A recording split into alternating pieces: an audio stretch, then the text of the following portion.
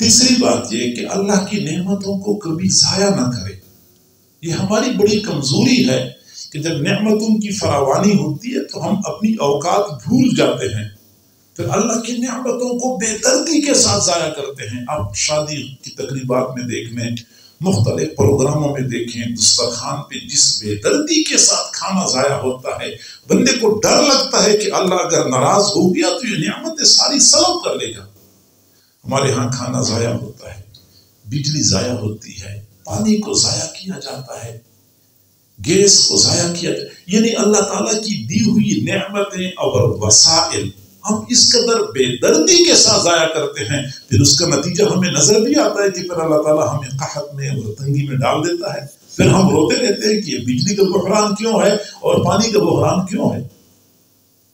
جب بھی اللہ کی نعمتوں کو ضائع کیا جاتا ہے اللہ تعالیٰ نعمتیں سلب کر لیتا ہے، چھین لیتا ہے. حضرت عائشہ صدیقہ رضی اللہ تعالیٰ عنہ فرماتی ہیں حضور صلی اللہ علیہ وسلم میرے حجرے میں تشریف لائے تو روٹی کا ایک چھوٹا سا ٹکڑا زمین پر گرا ہوا نظر آیا.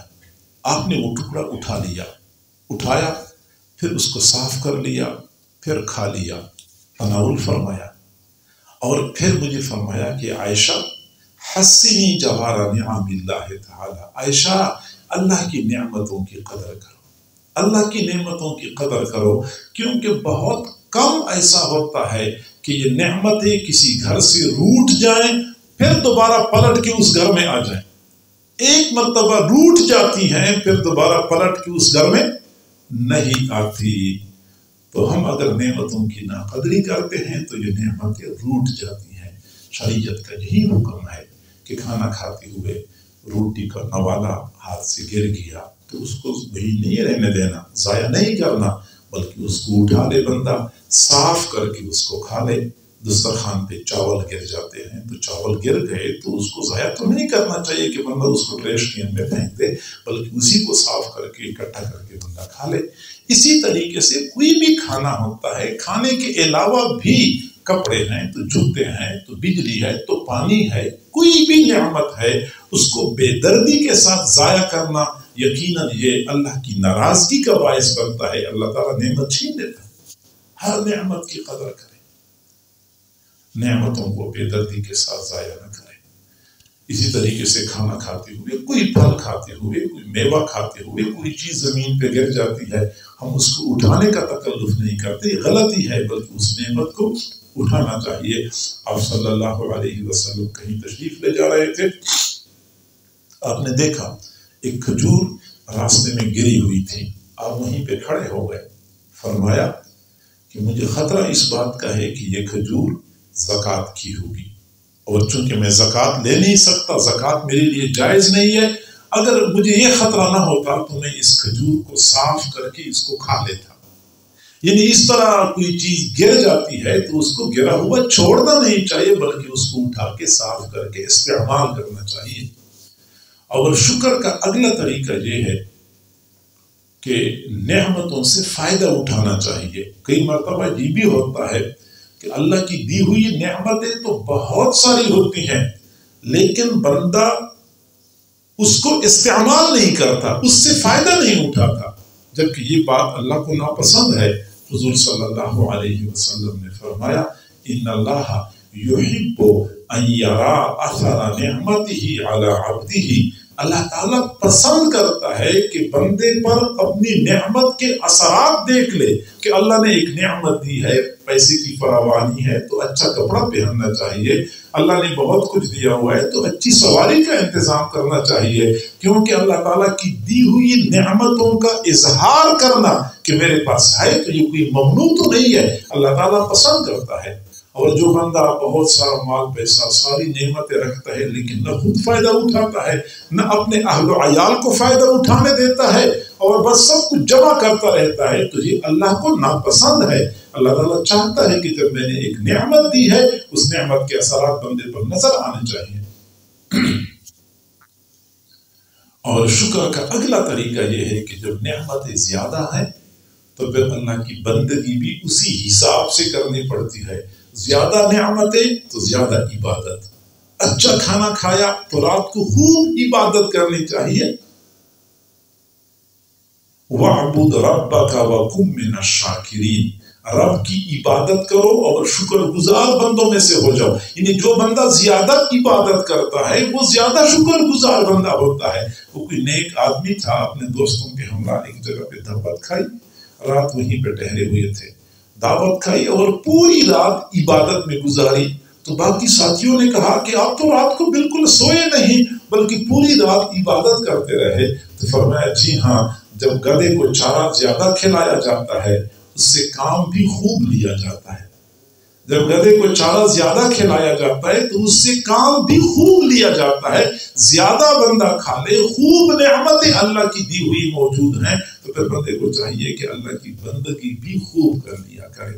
لہٰذا ہمیں چاہیے کہ ہم شکر گزار بندے بن جائیں، اللہ تعالیٰ کا شکر ادا کریں، زبانی طور پہ بھی شکر ادا کریں. اور یہ چند طریقے میں نے بتائے ہیں، ان طریقوں سے اللہ کا شکر ادا کریں. شکر ادا کرنے کا فائدہ یہ ہوگا کہ پھر اللہ تعالیٰ نعمتیں اور فراخ کر دے گا. اللہ تعالیٰ کا دستور ہے لَإِن شَكَرْتُمْ لَأَزِيدَنَّكُمْ. اگر تم شکر ادا کرو گے تو میں تمہاری نعمتوں میں اضافہ کر دوں گا. یہ اللہ کا وعدہ ہے اور اللہ کا وعدہ جھوٹا نہیں ہو سکتا. آج ہم میں سے ہر بندہ یہ چاہتا ہے کہ میرے پاس مزید نعمتیں ہوں، مزید فراخی ہو، مزید وسعت ہو. ہر بندہ یہ چاہتا ہے. اگر ہم وسعت چاہتے ہیں، نعمتوں میں اضافہ چاہتے ہیں، فراوانی چاہتے ہیں، اس کا آسان طریقہ یہ ہے کہ جو نعمتیں ہیں اس پہ اللہ کا شکر ادا کریں. یہ جو اللہ والے ہوتے ہیں ان کے پاس جب اللہ کی نعمتوں کی فراخی اور فراوانی ہوتی ہے تو ان کو ایک خطرہ لاحق ہوتا ہے.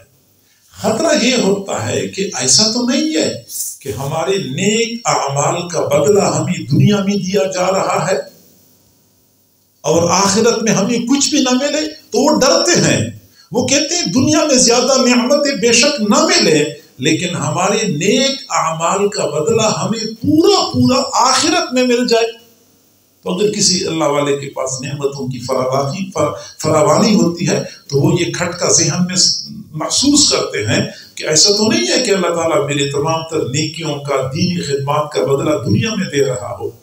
چنانچہ وہ پھر چاہتے یہ ہیں کہ بے شک دنیا کی نعمتیں کم ہوں لیکن آخرت میں مجھے پورا بدلہ مل جائے. اسی طرح ایک نیک آدمی کے پاس جب نعمتوں کی فراخی ہو گئی تو کہنے لگے اللہ مجھے تو یہ ڈر لگتا ہے کہ شاید میرے نیک اعمال کا بدلہ مجھے دنیا میں دیا جا رہا ہے. اللہ مجھے مزید نعمتیں نہیں چاہیے، بس مجھے میرے اعمال کا بدلہ آخرت میں مل جائے. نعمتیں اور زیادہ ہو گئی. پھر کہنے لگے اللہ آپ نے میری اوقات سے بڑھ کے مجھے نعمتیں دی ہیں، مزید نعمتیں مجھے نہ دیں. اللہ نے اور نعمتیں بڑھا دی. پھر ایک دن کہنے لگے اللہ میں آپ سے رو کے دعا مانگتا ہوں کہ مجھے مزید نعمتیں نہیں چاہیے اور آپ مزید نعمتیں دیے جا رہے ہیں. تو اللہ رب العزت نے فرمایا کہ آپ شکر ادا کرنا چھوڑ دیں، میں نعمتوں میں اضافہ کرنا چھوڑ دوں گا. چونکہ آپ شکر ادا کر رہے ہیں اور جو بندہ شکر ادا کرتا ہے میں نعمتوں میں اضافہ کرتا ہوں، یہ میرا اصول ہے، لہٰذا میں اپنا اصول نہیں چھوڑ سکتا. تو اگر ہم چاہتے ہیں کہ نعمتوں میں اضافہ ہو تو جو نعمتیں ہمارے پاس ہیں ان نعمتوں کے بارے میں اللہ کا شکر ادا کریں. اللہ تعالیٰ نعمتوں میں اضافہ کر دے گا.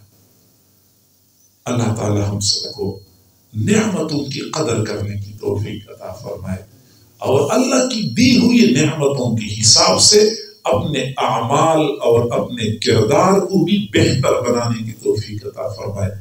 اللہ تعالی ہم سب کو سمجھنے اور عمل کرنے کی توفیق عطا فرمائے. وآخر دعوانا ان الحمد للہ رب العالمین.